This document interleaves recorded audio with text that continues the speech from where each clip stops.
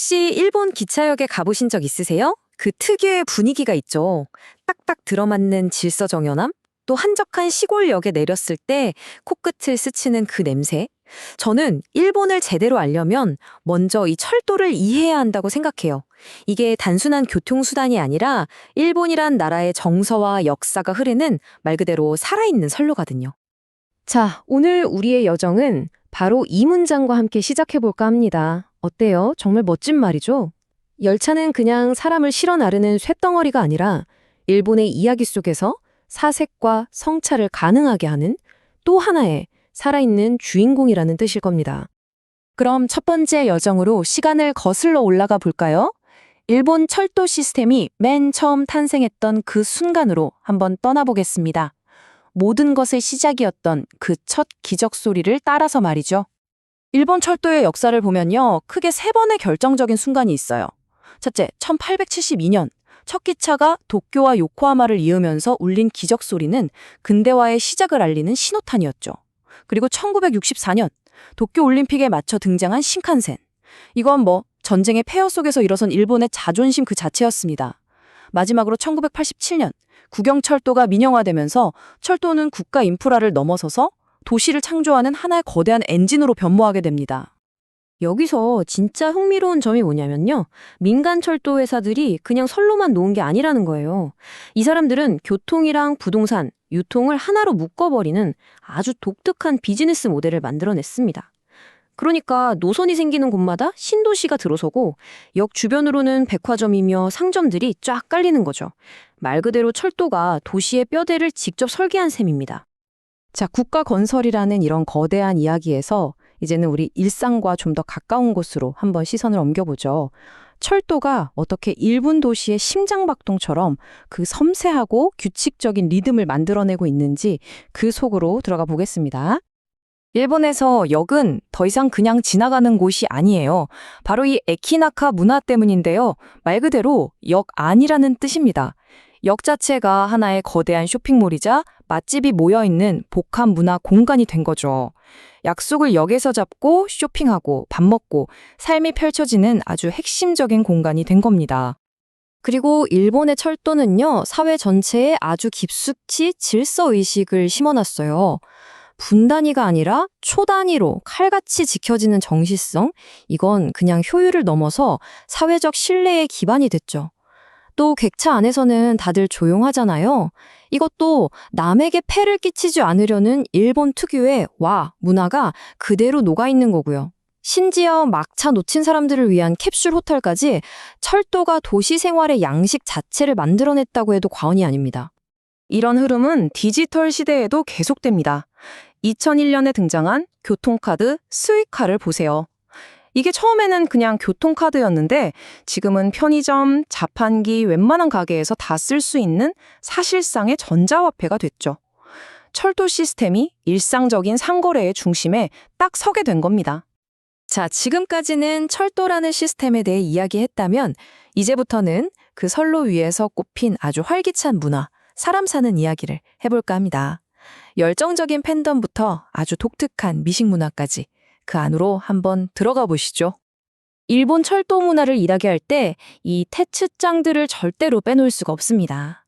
우리나라 말로 하면 철덕 정도 될까요?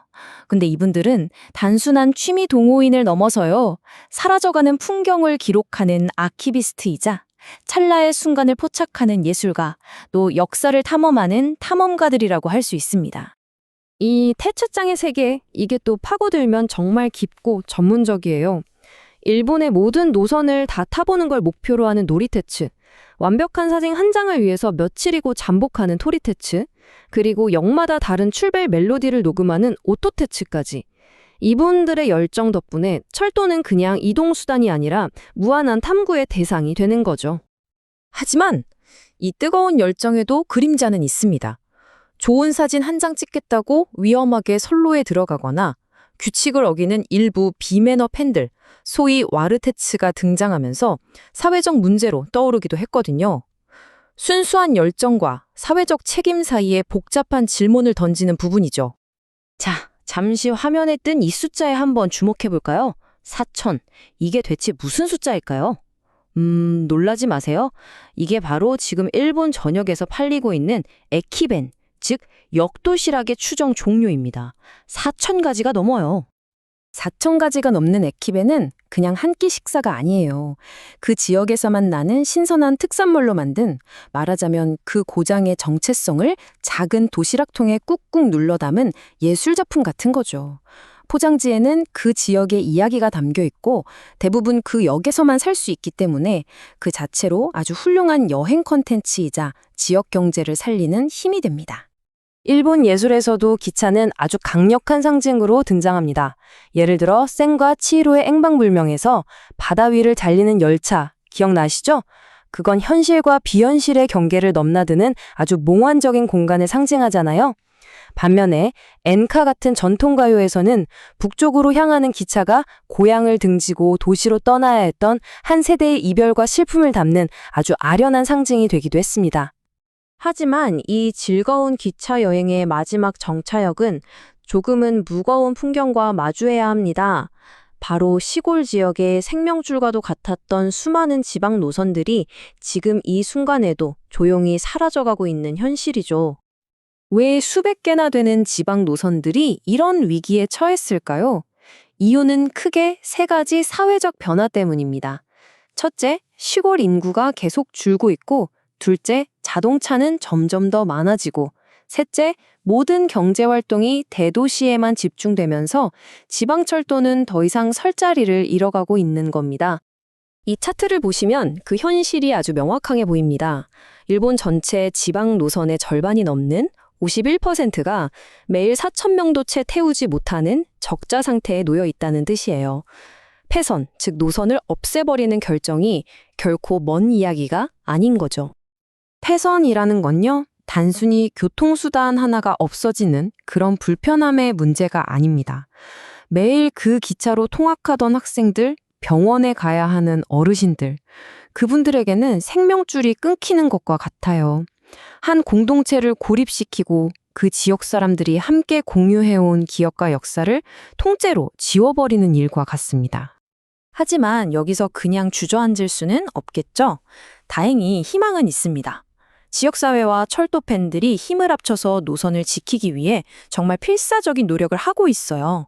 지자체는 보조금을 지원하고 미나미야소 철도처럼 아주 독특한 관광열차를 만들어서 새로운 사람들을 끌어들이기도 합니다. 이건 단순히 선로를 지키는 싸움을 넘어서 우리 지역의 정체성과 자부심을 지키려는 절실한 몸부림입니다. 자, 이렇게 긴 여정을 마무리하면서 돌아보니 이제는 확실히 알 것 같습니다. 철도는 그냥 쇠와 전기로 만들어진 게 아니라는 걸요. 철도는 한 나라의 문화와 감정, 그리고 역사를 싣고 달리는 살아있는 이야기 그 자체입니다.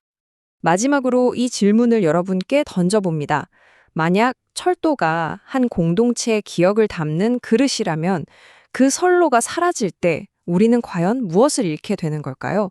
이게 단순히 과거의 유물을 지키는 일일까요? 아니면 우리 공동체의 미래 기억을 위한 투자일까요? 그 답은 아마 우리가 다음에 타게 될 기차의 차창 밖에 있을지도 모르겠습니다.